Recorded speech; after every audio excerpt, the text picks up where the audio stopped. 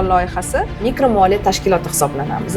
Ustozimiz Jahongir Abidovich shu loyihani O'zbekistonda qilsak nima deb o'ylaysiz, qanaqa yuradi degan. Zo'r yuradi. Chunki mudoraba shartnomasi bo'yicha biz ishlaymiz. Ya'ni islom tamoyillariga asoslangan holda bizda hech qanaqa foiz yo'q.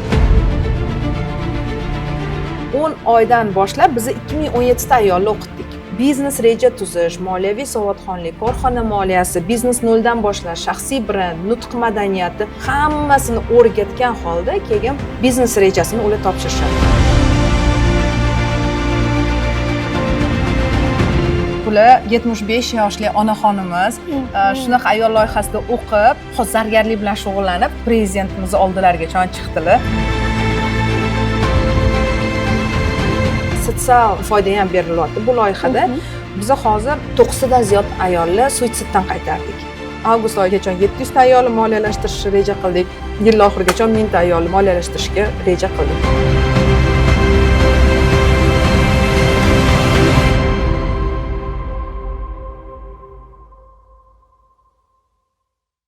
Akfa kompaniyalar guruhining ayol loyihasi haqida bilarmidingiz va bu loyihadan ko'zlangan maqsad nima? Bu loyiha o'zi qanday? Mana shu savollarga bugun sizlar bilan batafsil javob olamiz.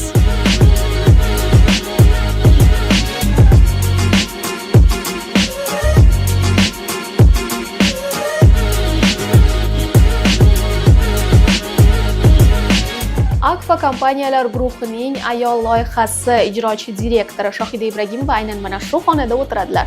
Hozir biz ular bilan suhbatimizni boshlaymiz.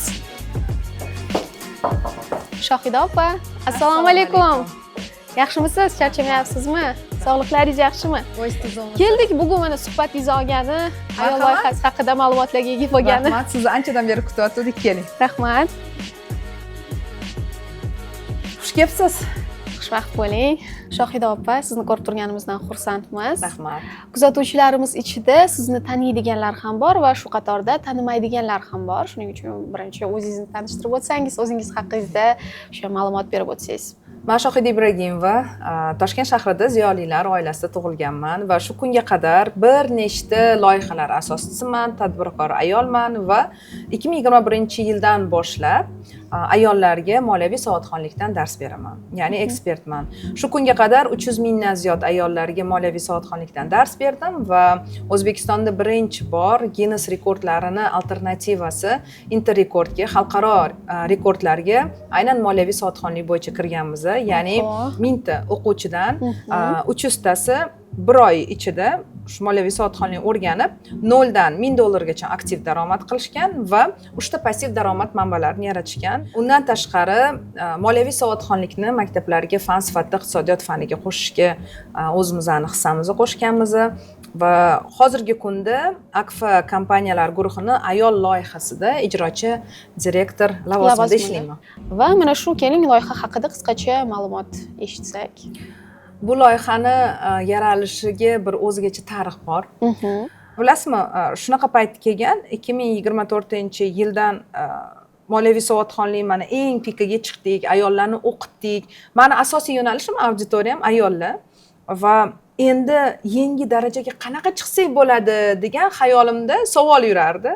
Endi yangi darajaga chiqishimiz kerak bo'ldi. Endi faqat moliyaviy savodxonlik dars bermaymiz-ku. Endi haqiqatan xalqimizga yanada foydali bir loyiha bo'lsa edi deganimda ustozimiz Jahongir Abidovich aytganlarki, nima bilan shug'ullanyapsiz deganlar. Hozirchalik moliyaviy savodxonlikdan dars beryapman ustoz deganimda, keyinchalik nima niyatingiz bor deganlar.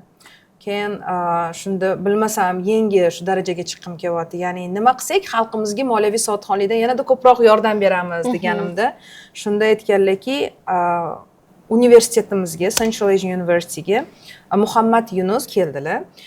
Shu Grameen Bank loyihasi bor ekan. Shu loyihani sizga men bersam, qanchada o'rganib chiqasiz dedilar. Bir hafta menga bering, men bir haftada o'rganaman deganimda bo'ldi deganlar va bir hafta o'rganib chiqaman Grameen Bank loyihasini va chaqirganlar. Shu loyihani agar O'zbekistonda qilsak nima deb o'ylaysiz, qanaqa yuradi deganlar? Zo'r yuradi. Chunki Grameen Bank modelini asosiy maqsadi ijtimoiy himoyaga muhtoj, uyda o'tirgan, biznes boshlamoqchi bo'lgan ayollarga foizsiz, kreditsiz haqiqatdan yordam berish maqsadida ochilgan banklardan biri bo'lgan va ayollarni qo'llab-quvvatlash bo'lgan. U yerda bir tadbirkorlikni rivojlantirish emas, tegidagi asosiy maqsadi haqiqatdan xalq uchun xalqning ongini oshirish, ayollarning ongini yanada rivojlantirish, shaxs sifatida rivojlantirish, ularning tadbirkorligini boshlash yo'nalishida ularga yordam berish maqsad bo'lgan.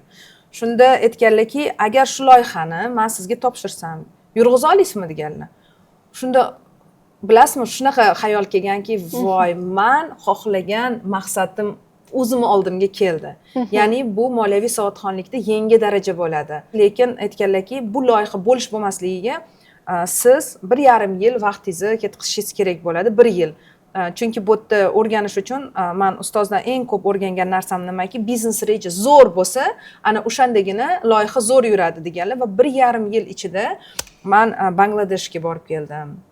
Turkiyaga borib o'rganib keldim, Qozog'istonga borib o'rganib keldim. Aynan shunaqa loyihalar bormidi. O'zbekistondagi deyarli hamma mikrokredit tashkilotlarini o'rgandim, ayollarni qo'llab-quvvatlovchi kompaniyalarni o'rgandim va Qoraqalpog'istonga borib ayollar bilan birma-bir gaplashdim. Butun O'zbekiston bo'yicha 1,5 yilda tetma-tet, ya'ni birma-bir 2000 ga yaqin ayollar bilan gaplashib, shu loyiha haqida fikrlarini olib, haqiqatdan zo'r bo'lishini bilganimizdan keyin, mana Allohga shukr, 2025-yil birinchi faoliyatimizni mikro moliya tashkiloti sifatida universitet qoshidan Central Asian University'ning birinchi loyihalaridan birimiz ayol loyihasi va mana iyul oyidan boshladik, noyabr oyidan boshlab ularga mikro moliyalashtirishni boshlaganmiz.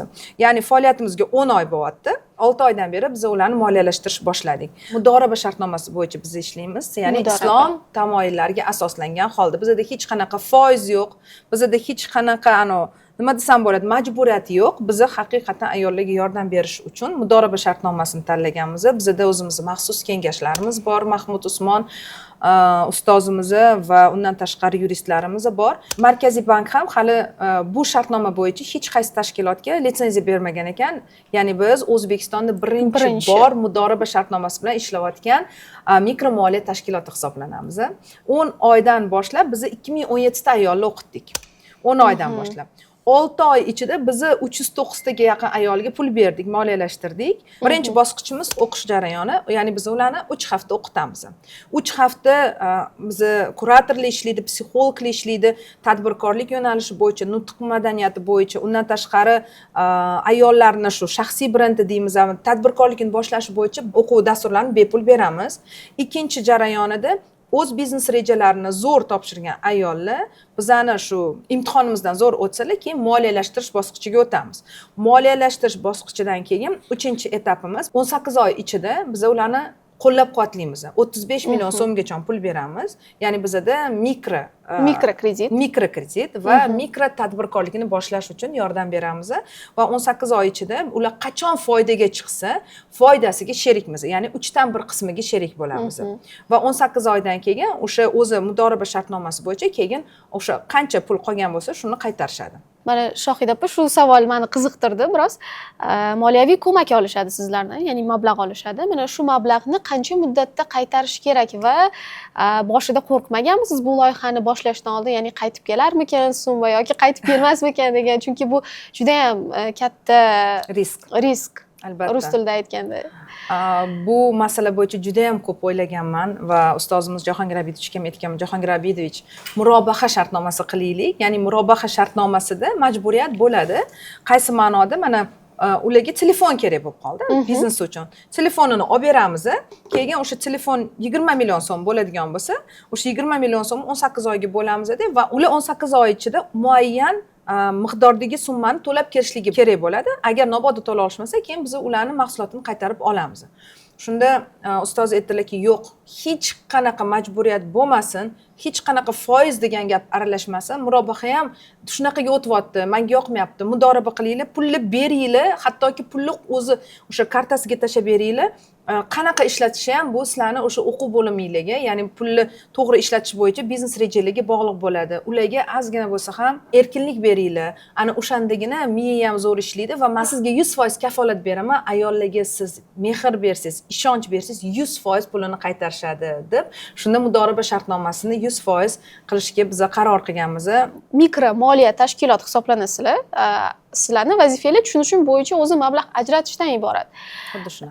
Qo'llab-quvvatlashdan iborat, ya'ni shu biznes ochmoqchi bo'lgan ayollarni. Lekin sizlarda o'qitish etapi ham bor ekan. Hozir bosqichma-bosqich aytib o'tdingiz. Men to'g'risi hayron qoldim. Nima uchun aynan mana shu narsa tashkil etilgan? Zo'r savol berdingiz. Aynan aytganimdek, ayol mikromoliya tashkilotining ochilishidan oldin ustozimiz Jahongir Avidovich chaqirganlarida shu loyihani, Grameen bank loyihasini menga aytganimdek o'rganishga topshirganlar va Grameen bank loyihasi modelini o'rganish uchun bizani o'sha universitet tarafidan Bangladeshga jo'natishgan. Bangladeshga borib o'rganganimizda hattoki o'sha Muhammad Yunus o'zlari bilan, janoblar bilan ko'rishganmiz. Shunda savol berganman. Ayol mikromoliya tashkilotini ochish niyatidamiz. Siz O'zbekistonda aynan shu Grameen bank loyihasi modeli bo'yicha nimaga ahamiyat beradiganimda menga ikkita eng zo'r faktor aytdilar. Birinchisi, siz agar haqiqatdan xalq uchun ishlab, ularni rivojlanishiga hissa qo'shib, pulni to'g'ri boshqarishni o'rgatishni xohlasangiz, birinchisi o'qitishingiz kerak. Shart. Pulni shundoq berib qo'ysangiz, ular pulni boshqarishni bilmaydi. Ayollar, ya'ni ijtimoiy himoyaga muhtoj, endi biznes boshlayotgan ayollarda ilm bo'lmaydi. Hamma bor pulingizni ham olib, u nima bo'ladi, yo'q bo'lib ketadi. Ya'ni sizning natijangiz bo'lmaydi dedi. Ikkinchi eng katta faktorlardan biri bu ishonch. Ayollarga ishonch beringlar. Sizlarga undan ham ko'proq qaytarishadi. Ya'ni ham moliyalarni ham natijalarni ham zo'r ko'rsatishadi deb aytishdi. Va shunda biz Bangladeshga borganimizda ularda ham aynan o'quv bor ekan. O'quv jarayoni faqat ularda bir hafta ekan. Ularda hatto shunaqaki 20% savodli ekan.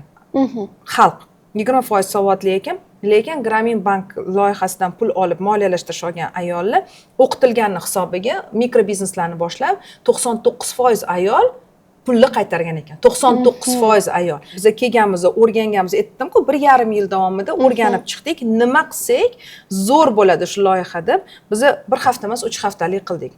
Ayollar bilan gaplashgan holda. Birinchi haftada biz miyani tozalaymiz ayollardan. Ya'ni juda ko'p ularda psixologik muammolar bo'ladi. Juda ham ko'p ayollar depressiv holatlarda kelishadi. Miyasini tozalaymiz. Ular o'qishga tayyor bo'lgandan keyin ikkinchi haftadan 3-haftagacha biz biznes reja tuzish, moliyaviy savodxonlik, korxona moliyasi, biznes noldan boshlash, shaxsiy brend, nutq madaniyati hammasini o'rgatgan holda keyin biznes rejasini ular topshirishadi. Va meni eng quvontiradigan narsa bilasizmi nima? A nuqta bilan B nuqta. O'qish jarayonining o'zida shunaqa zo'rda. Ayollar kelganida depressiv holatlarda ishonmasdan kelishadi. Qanaqa ekan bu deb va ketayotganida ko'zidagi quvonchini ko'rsangiz, ko'zi yonib turadi. Hattoki ularning ko'rinishi o'zgaradi. Kiyinish madaniyati o'zgaradi, nutq madaniyati o'zgaradi va ular biznes boshlashdan tashqari, biz bilasizmi, nechta oilani zo'ravonlikdan qutqardik. Sotsial yordam foyda ham berilyapti bu loyihada. Biz hozir 9 dan ziyod ayollar suitsiddan qaytardik. Shu bu bilganimiz kelib aytgani, ya'ni men o'zimni o'ldirmoqchi edim, lekin sizlarning loyihalar orqali men o'sha o'zimni o'ldirish fikridan qaytdim. Mana shu narsaga to'xtalib o'tmoqchi edim. Aynan hozir aytyapsiz, depressiv holatda bo'ladi boshida. Keling aniqlashtirib, oydinlashtirib o'tsak, ya'ni qanday ayollar keladi bu loyihaga va sizlar ularni qayerdan saralab olasizlar? Qaysidir tashkilot bilan hamkorlikda balki ishlaysizlar? Zo'r savol berdingiz. Biz 2025-yil oxiriga qadar bizda ustoz aytdilarki, Olmazor, Shoyxontohur, Uchtepa rayonlaridan boshlaysizlar ayollarni o'qitishni. Agar shu rayonlarda, ya'ni tumanlarda ayollar natijasini qila olsanglar, bemalol ayta olaman, ayol loyihasi butun respublikada ham tarqalsa bo'ladi. Va ishonsangiz agar biz 600 ga yaqin ayolni o'tda o'qitdik, natijalar juda ham zo'r bo'ldi. Ularni kim berdi degan savolga javob biz Toshkent shahar hokimiyati xotin-qizlar boshqarmasi raisi bilan Shahnoz opa bilan birgalikda ishladik. Ular bizga har bitta tuman bo'yicha mahallalardan 2 tadan 3 tadan ayollarni jo'natishadi. Bizda 2 ta filialimiz bor. Ashxobodda bor, mana hozir o'tirib turgan joyimizda va Beruniyda ham bor. Birinchi Beruniydan boshlaganmiz o'z faoliyatimizni. Ashxobodda 275 ta ayol o'qitdik bir oyda. Va uning ichidan 144 tasini biz moliyalashtirishga yo'naltirdik. Lekin 144 ta moliyalashtirishga yo'naltirdik degani 144 tasi 100% oladi degani emas. Chunki u yerda ham etaplari bor, ular ham skaner qilinadi. Har bittasi o'sha etaplari bor, ularni tekshiriladi. Agar ularni kredit tarixi yomon bo'lsa, firibgarlik alomatlari bo'lsa, biz ularga pul bera olmaymiz. Bu juda ham muhim. Bu juda ham muhim, chunki bizda o'sha maxsus kengashimiz, ustozlarimiz o'zlarining qonun qoidalari bor, o'shanga qarab biz ishlaymiz. Ijtimoiy tarmog'imizda ham ayol loyihasini o'zini Instagram sahifalari bor. O'zimda qo'yib boraman Shohid Ibragimova. Hokimiyatdan bizga shundoq ham berishadi ayollarni o'qitishga, lekin ijtimoiy tarmoqdan bizani ko'rgan, haqiqatan ishtiyoqi bor biznes boshlashga yoki ilm olishga ishtiyoqi bor ayollar ham kelib, o'rganib, biznes rejasini topshirib, bizadan moliyalashtirish olmoqchi bo'lgan ayollarni ham bemalol o'qitib, bizadan moliyalashtirish osib bo'ladi. Biznesini boshlashdi.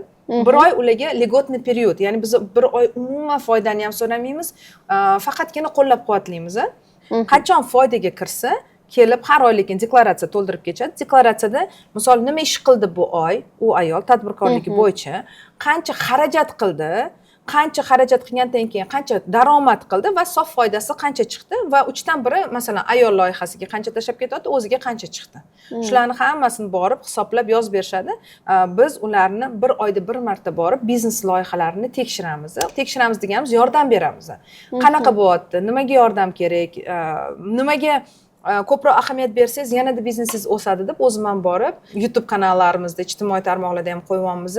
Ularga yanada motivatsiya bo'lishyapti. Bizlarni bilasizmi, ayol kishiga bari ayol kishi kerak va qo'llab-quvvatlash kerak.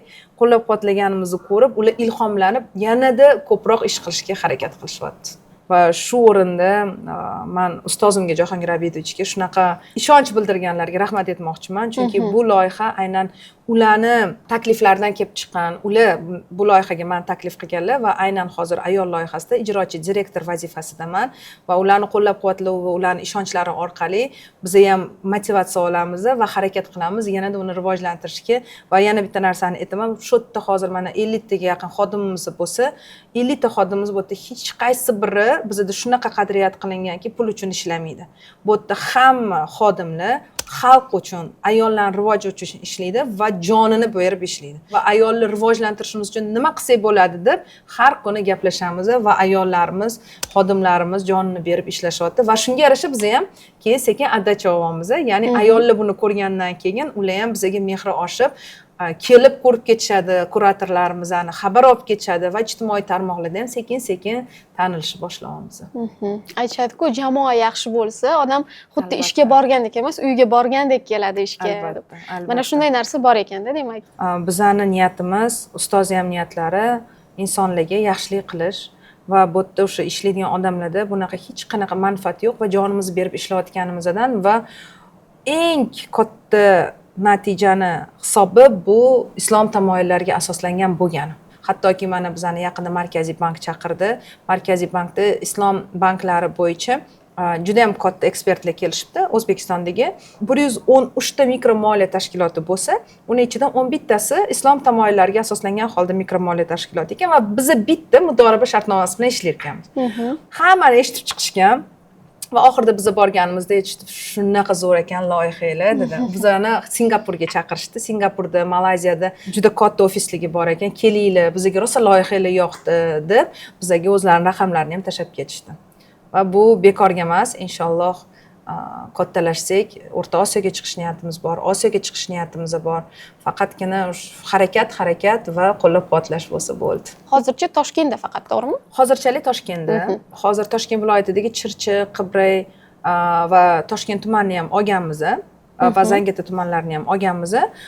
Yil oxirigacha Toshkentni xudo xohlasa qamrab olsak, hamma narsani joy-joyiga tushirib olsak, sistemaga tushirib olsak, keyingi yildan xudo xohlasa, balkim Namangan, balkim Farg'ona ustoz qayerda desalar, o'sha yerdan boshlash niyatimiz bor. Ya'ni bu loyiha doirasidagi kelgusi rejalar.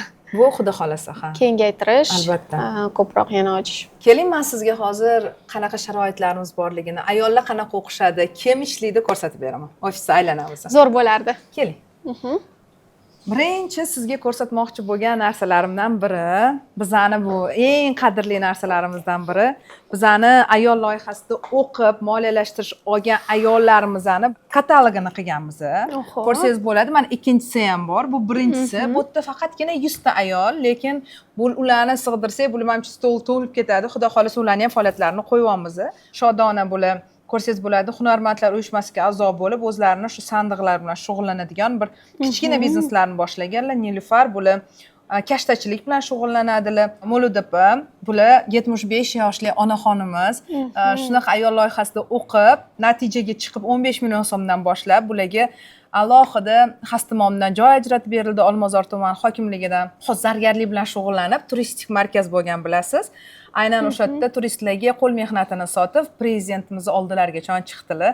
Natijalari juda ham zo'r, sharofat ko'rsangiz bo'ladi. Bular 35 million so'm. Aynan maktablarda, universitetlarning ichida oshxona qilar ekanlar. O'sha bizda olgan pullarini bitta oshxona qilib, hozirgi kunga kelib 4 ta oshxonani o'sha ochdilar.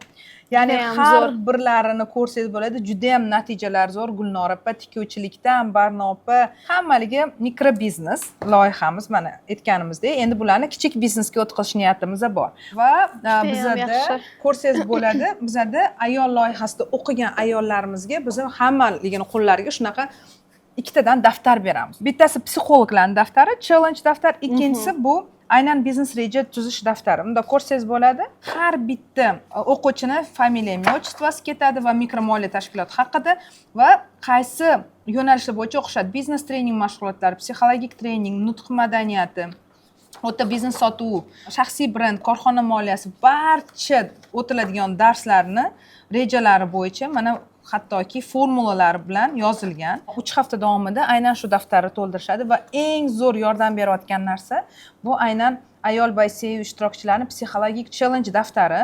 Bu yerda vazifalar berishadi. Har bitta ayolga birinchi o'rinda aytganimiz biz bir hafta ayollarni aytdim-ku, fikrlashni o'zgartiramiz dedi. Fikrlash nimadan boshlanadi? Bu odatlardan boshlanadi. Ayollar birinchi o'rinda sog'lom turmush tarzi, sport, oila, do'stlar bilan muloqot, pulni tejash, minnatdorchilik, oddiy suv ichish, har kuni kitob o'qish va o'zim uchun vaqt degan joylari. O'zim uchun vaqt degan har kuni yozib borishadi va ularga biza mana hammaligi har kuni nima ishlar bilan shug'ullansa, ularda yanada kayfiyati zo'r bo'lib, o'zgarishlar zo'r bo'ladi degan shu psixologlarimiz tomonidan bir kitob qo'llanma ishlab chiqarilgan. Bular har bitta ayoli qo'lida bor va juda ham zo'r natija berishyapti. Bu o'sha har bitta inson kelinadigan bo'lsa, flyer sizga ham beramiz. Rahmat. Va buni hammaga tarqatganmiz, mahallalarga ham tarqatyapmiz. Hattoki bizda xodimlarimiz yurishib, yon atrofdagi mahalla deymizmi, do'konlar deymizmi, flyerlarni tarqatib, ayolga ham chaqiramiz. O'zlari targ'ib qilishlari uchun. O'zimiz targ'ib qilamiz. Mashinamda ham shuncha flyer bor, kimni ko'rsam ayol. Shohida opa, yana bir savol tug'ildi. Mana shu albomni ko'rganimdan so'ng natijalarni. Katta yoshli ayolni ko'rsatdingiz. Yosh chegarasi bormi bu yerda yoki yo'qmi? Yosh chegarasi 18 yoshdan boshlab farqi yo'q. Necha yoshgacha? 75-76 yoshli onaxonlarimiz ham kelishdi. Yoshlardan ko'ra yosh katta ayollarda natija zo'r bo'ladi. Nimaga? Chunki ular mana o'zligi asosini, ya'ni ongli ravishda kelishyapti, o'qishyapti, o'zlarining biznesini boshlab, ko'p ayollar pensiyadan keyin o'tirib qolyapti, uyda zerikkanligidan ham tadbirkorligini boshlashyapti va oilaning budjetiga zo'r yordam berishyapti. Bu ko'rsangiz bo'ladi, bizani psixologimiz uchun alohida xona qilganmiz. Psixologlar o'sha aytganimizdek fikrlashni zo'r qilib bersa, keyin tadbirkorlikni ham olib ketishadi. Bu xonada alohida ular birinchi kuni test olishadi har bitta ayoldan. Test olishgandagi holatiga qarab birma-bir shug'ullanishadi va ularga har doim mana 3 hafta davomida har kuni psixologik ilmni berishadi, psixologik challengelar qilishadi va meditatsiyalar qilishadi. Qo'rquv eng katta ayollarning qo'rquvi bu biznes boshlash. Undan tashqari oila, er-xotin munosabatlari, farzand munosabatlari, o'ziga bo'lgan ishonch. Aynan psixologlarimiz ular bilan ishlab zo'r natijalarga chiqamiz. Aytganimizdek, shu suitsid holatlarini ham bemalol qaytara olishyapti. Hammaligi o'qishgan, juda ham katta tajribaga ega bo'lgan psixologlarimiz. Bu yerda mana bu o'tirishib, bu yerda alohida konsultatsiya qilishadi. Bu yerda mana qilinadigan ishligini yozishadi, natijaligini yozishadi. Eng katta natijalarimiz ayollarni oilaga qaytarib olayotganimiz va farzandlari bilan to'g'ri gaplashishni o'rgatyapmiz. Ya'ni juda ham zo'r. Ayol kim? Ayol millatni katta qiladigan, ya'ni bir shaxs. Biz ayollarga ilm berib, millatni yuksaltirishga yordam beryapmiz. Bu mana bu xonamiz va keyingi xonamizni ko'rsangiz bo'ladi. Bu xonamiz kuratorlarimiz xonasi. O'quvchilar bilan ishlashadi kuratorlarimiz. O'quvchilarimiz aytganimizdek, Ashxobodda, assalomu alaykum. Ashxobodda 300 ga yaqin o'quvchini o'qitamiz va har bitta kuratorimiz, nechta kuratorimiz bor hozir Ashxobodda? Bu filialimizda. Bu filialimizda 4 ta kuratorimiz bor. 4 ta kuratorimiz 300 ta ayol bilan birma-bir ishlashadi va mana shu yerga kelishib biznes rejalariga ham yordam berishadi. Bu yerda shu o'quvchilarimizning natijalari, bu narsalarni biz mana chiroyli aniq yasatganmiz. Buncha chiroyli. Rahbariyatga biz ayol loyihasi haqida nima deganda bitta mana shu quticha orqali tushuntirib beramiz va shu aynan blogerlarga ham tarqatamiz deb, ya'ni ekspertlarga tarqatamiz deb niyat qilib qo'yganmiz. Aynan shu quticha orqali kimni dars o'tadi, ayol loyihasi nima va siz ham hissangizni qo'shing deb shu tayinlab qo'yganmiz. Bu esa biz har oy rag'batlantirish uchun, xodimlarimizga motivatsiya berishimiz uchun aprel oyini eng zo'r kuratori, aprel oyini eng zo'r moliya bo'limi rahbari, aprel oyini eng zo'r psixologi degan biz shunaqa chiroyli rag'batlantirishlar qilamiz va mana o'tgan oyda esa mana mart oyidagi eng faol xodim va eng zo'r kurator. Bular nima qiladi deydigan bo'lsangiz, eng zo'r kuratorimiz eng ko'p o'quvchini o'qitib, eng zo'r natijaga olib chiqishadi va moliyalashtirilgan sonlarga qarab ularni tanlaymiz. Va eng zo'r moliya bo'limi rahbari deganimiz bu oy bizga o'sha aytganimizdek 100 dan oshiq ayollarni rekord darajada bizani moliyalashtirib berdilar. Biz uchun bu juda katta natija va aprel oyini eng zo'r psixolog esa bizda shu kelgan ayollarimiz bilganlarimizdan 2% dan ziyodroq ayolni suitsiddan qaytarib berdilar. Bu biz uchun juda ham katta natija hisoblanadi. Juda ham zo'r. Rahmat. Bu bizani kichkinagina kitob javonimiz degan bo'ladi, kutubxonamiz. Bizni haqimizda eshitishib, Sarmoya Books va Asahi kompaniyalari bizga kitoblar jo'natishadi. Ayollarimiz olib, bemalol o'qishib, shu yerda o'zida va uyga ham olib ketishadi. O'qishib, qaytarib olib kelib berishadi. Ingliz tilida bor, rus tilida bor, o'zbek tilida bor va har doim biz aynan o'quvchilarimizning sertifikat topshirish marosimida biz ularga kitob ham sovg'a qilamiz. Ularga aytamiz, ular o'zligi bepul kitoblar berishadi ayollarimizga. Kitob eng yaxshi sovg'a. Albatta, bizning eng asosiy o'sha niyatimiz ham ularning nafaqat dunyoqarashini o'zgartirish, o'sha to'g'ri ko'nikmalarni hosil qilish. Ko'nikma hosil bo'lgandan keyin siz shu to'g'ri turmush tarzi orqali ham ko'p muvaffaqiyatlarga erishasiz. Bu yerda juda ham yaxshi kitoblar terilgan ekan. Aksariyatini o'zim ham o'qib chiqqanman. Said Ahmadov Ufq kitobini ham juda ko'pchilikka tavsiya qilamiz. Zo'r kitob. Bu esa moliyaviy savodxonlikdagi eng zo'r top kitob. Eng zo'r top Agar boy bo'lishni xohlasangiz, shundan boshlang. Keyingi xonamizga kiramiz. Bu esa bizning media komandamiz, ustozlarimizga va rahbariyatga rahmat aytamiz. Mana bizga media uchun alohida mana kecha keldi, bizning kameralarimiz, anjomlar butun to'liq qilib berishdi. Ya'ni bizda ayollar natijasi juda ham katta. Har kuni shu natijalarni qo'yishga harakat qilamiz. Assalomu alaykum. Bu bizning media bo'limimiz boshlig'i va bu yerda mana montajyorlarimiz, komandamiz va mana yerda o'tirishib ijod qilishadi. Bir oy ichida 15 mingta ijtimoiy tarmoqqa odam qo'shishga bu safar mana muvaffaq bo'ldik. Bu ham media komandamiz ham endi bir oy bo'ldi rivojlanayotganiga. Endi bir oydan beri aynan shu komanda tuzildi.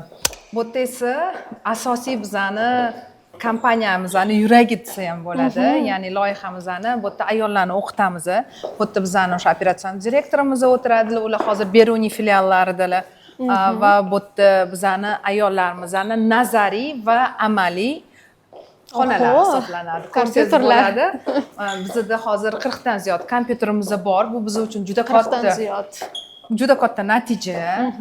Bunga ham rahbarlarimizga rahmat aytamiz. Mana ko'rsangiz bo'ladi, bu xonamiz nazariy xona, ya'ni kompyuterlar orqali bizda 8 ta eng zo'r topoviy ekspertlar O'zbekistonda aynan ularga biz mualliflik huquqi orqali pul berib, ularning darsliklarini sotib olganmiz.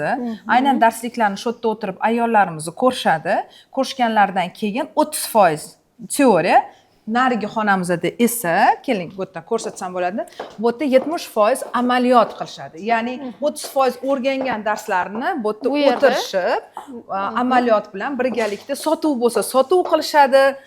Shaxsiy brend bo'lsa Telegram orqali, Instagram orqali, shu yerda o'z mana televizorlar orqali ochishib, qanaqa qilib to'g'ri upakovka qilish kerak mahsulotlarni, qanaqa qilib ijtimoiy tarmoqlarni yurg'izish kerak, qanaqa qilib sotuv qilish kerak, hammasini 70% biz amaliyotga bog'laganmiz. Nimaga deydigan savol, aynan tadbirkorlikda amaliy bilan nazariyning juda katta farqi bor. Qancha ko'p praktika qilsangiz, shunchalik sizni biznesingiz ko'proq yuradi. Va biz aynan germaniyaliklar yaqinda kelib ketishgan edi. Ularda ham shunaqa loyiha bir necha yil oldin Germaniyada ochilgan ekan va juda zo'r natija bergan ekan. Asosiy omil nima deganimda, ular ham o'qitishgan ekan. Aynan ayollarga ular faqat ular kredit ajratishgan ekan, ayollarga ixtisoslashgan ekan. Ular ham aytishgan ediki, ko'proq amaliyot qilinglar. Chunki qanchalik amaliyot ko'proq qilsanglar, shuncha biznesi zo'r bo'ladi va bizda eng zo'ri mantiqiy fikrlash degan narsa qo'shganmiz. Misol, biznes boshlanganingda hammada ham mana rozvoyachki deydi-ku, hamma zo'r bo'lib ketadi deydi, lekin biznes qilish o'zi emas. Biznes degani bu har kuni bir muammoni yechish va tavakkalchilik. Va aynan shu biznesing o'xshamay qolsa nima qilasan? Masalan, tovar moling kela olmasa, ya'ni tovaring kelmaganda nima qilasan? Shu biznesdagi eng og'irli nuqtalarni aynan shu yerda o'rganib ketishadi va biznes qilishdan ular nima qilishadi? Qo'rqmasdan chiqib ketishadi. Demak, tayyorgarlik ko'rib borishar ekan. Ha, tayyorgarlik ko'rib borishadi va mana shu xonada, masalan, mana shu ikkita xonamiz eng asosiy xonalardan biri, nazariy va amaliy. Va undan tashqari yana bizda ikkinchi etajimiz ham bor. Ko'proq xodimlarimiz birinchi etajda o'tirgani uchun o'tda faqatgina amaliy va nazariy xonalar bo'ladi. O'tga ham kompyuterlar olinyapti, hozir stullar joylashtirildi. Birinchi potokda 100 tadan o'qilayotgan bo'lsa, bir oyda mana 275 ta o'qidi. Birinchi va ikkinchi potokda. Hozir xudo xohlasa agar qilinadigan bo'lsa, уже 2 barobarga oshirish niyatimiz bor. Hech bo'lmasa bir 400 ta o'qitish niyatimiz bor. Shohida opa, 2 smenada o'qitamiz dedingiz o'quvchilarni. Nima uchun hozir yo'q ular? Birinchidan soat 4 gacha o'qitamiz. Bu bir, hozir 4:30 bo'lyapti. Ikkinchidan esa biz kecha imtihon topshirishdi o'quvchilarimiz. Har chorshanba kuni, ya'ni oyga oxir chorshanba kuni biz o'quvchilardan imtihon olamiz va imtihon olishgandan keyin ular sertifikat olish marosimini kutishadi. Va biz aynan payshanba, juma kunlari keyingi potok tayyorgarchiligini harakatini qilamiz. Bu bizning ikkinchi filialimiz. Ertaga biz aynan Ashxobod va Beruniyda bitirgan potok o'quvchilarimizga sertifikat topshirish marosimi bo'ladi. O'sha yerda aynan o'quvchilarimizni ko'rsangiz bo'ladi. Juda ham yaxshi, albatta tashrif buyuramiz. Bu ikkinchi filial va biz keyingi filiallarga ham borib o'rganishda davom etamiz ayol loyihasini. Albatta, keling, ko'rasiz, ularning emotsiyasini ko'rasiz va qanchalar ilm olganini va moliyalashtirish olgan ayollarni hissiyotlarini ham ko'rib, o'zingiz ham xursand bo'lasiz. Va yana bir narsani ta'kidlab o'tmoqchiman. Agar bizani loyihamizni ko'rib, bizga qiziqish bildirayotgan insonlar bo'lsa, albatta keling ayol loyihasiga. Biz sizlarni quchoq ochib kutib olamiz va taklif qilamiz. Barcha ayollarimiz uchun eshiklarimiz ochiq. Rahmat, sog' bo'ling.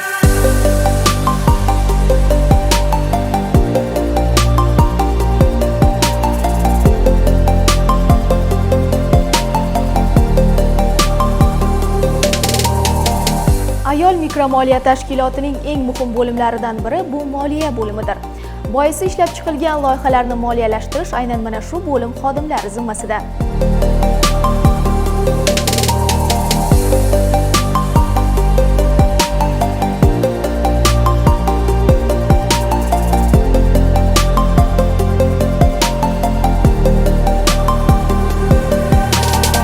Mikromoliya ajratilishidan avval ayollar mana shunday maskanda o'qib, bilim oladilar.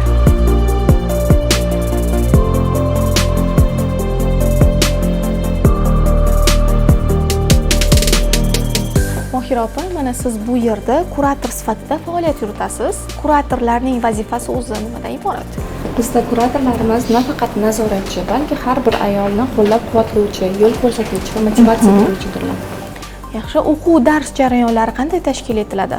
Bizda o'quv jarayonimiz 3 haftalik bepul darsliklarimiz mavjud. Bunda ayollarimiz bizneslarini noldan boshlamoqchi bo'lgan yoki biron bir sababga ko'ra inqirozga bizneslarida uchrab, bizda qayta o'qishga kelgan ishtirokchilar bo'lib, ularga bir yillik biznes reja tuzish, moliya, psixologiya, nutq borasida darsliklarimiz bor.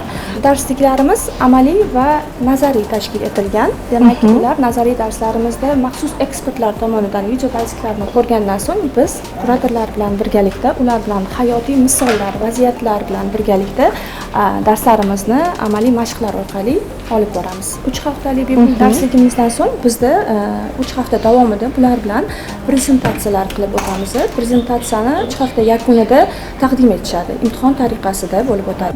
Demak, bu bilimlarni qanaqadir sinov orqali, ya'ni imtihon orqali tekshirib olasizlar.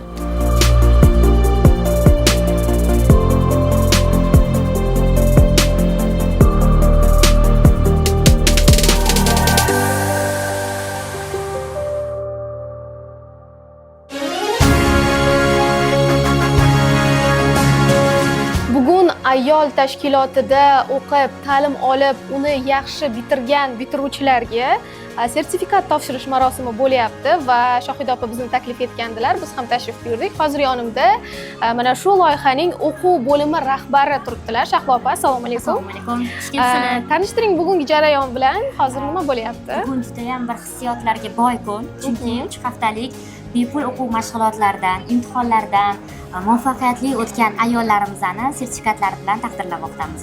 Xudo xolisa mana shu sertifikatlarni qo'lga olishsa, endi undan keyin ularni ikkinchi bosqichga jo'naltiramiz va ularni bizneslarini boshlashga moliyalashtiramiz.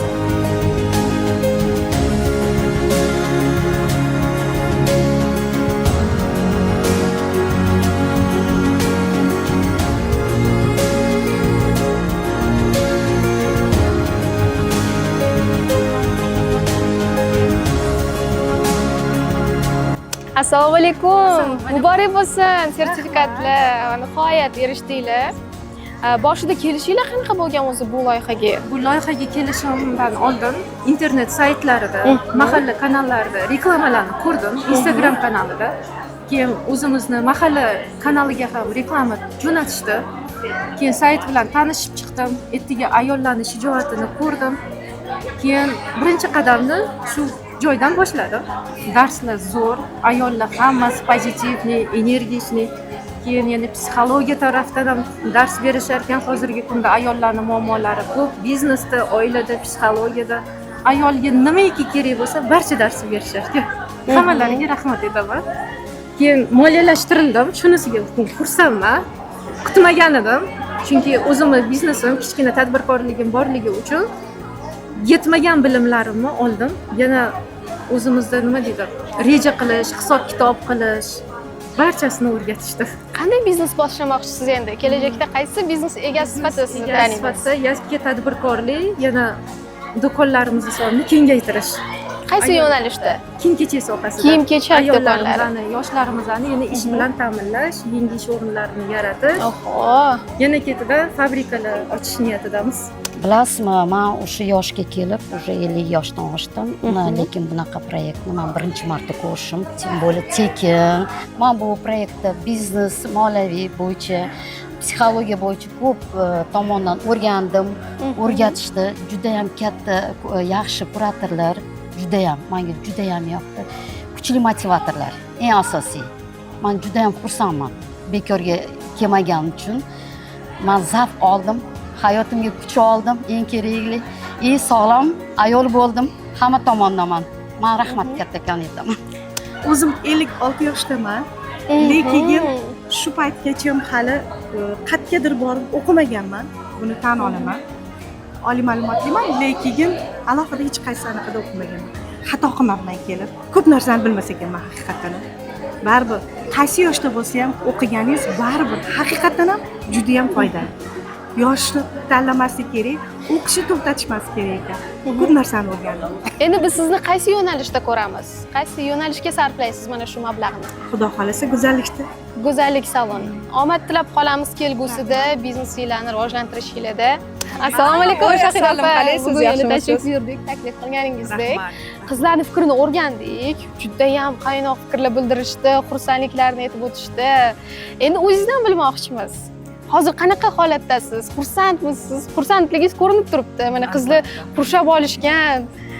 Kecha meni ko'rdingiz, ko'zim ko'zingiz yonar ekan Shohida opa dedingiz. Bilasizmi, ko'zimiz yonishi asosiy sababi bizni hayotda faqat hayotimiz pul topishdan iborat emasda, xalqimiz uchun, ayollarimiz uchun ozgina bo'lsa ham hissa qo'shayotganimizdan juda ham xursandmiz. Biz sababchi emasmiz, biz yo'l boshchimiz ular uchun va iloyim har bir pul olgan, moliyalashtirish olgan ayollarimiz o'qigan ilmlarini hayotda qo'llab, kamida 3 yilda har bir ayol millioner bo'lib ketsin.